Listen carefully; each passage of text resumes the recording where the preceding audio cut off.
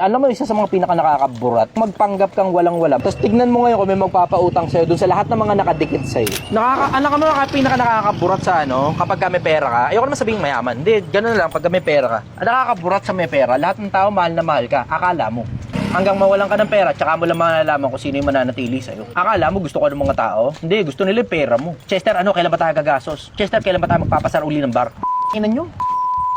Kayo, mga linta, nakadikit lang sa'yo dahil sa pera mo. Pero pag walang involvement na ililibre mo sila, good luck kumahagilap mo yung mga na yan. OFW, daras na danas yan. Pag nasa abroad sila, lahat, biglang kamag-anak nila.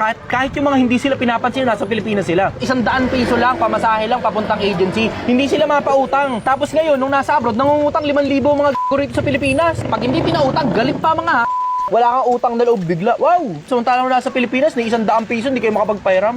Lilintain ka ng mga tao pag may pera ka, kaya mas masarap talaga magpanggap wala kang pera eh. Doon mo ngayon malalaman kung sino talaga yung mga para sa'yo. Sobrang daming linta rito sa mundo, hindi na magkaintindihan kung sino ba talaga yung mga kamag-anak, mga kapamilya, at saka mga kaibigan. Tama sabi ng Biblia eh, yung mga mayayaman tao dumadami kaibigan. Pero yung kadukhaan, good luck kung makilala ka pa nila.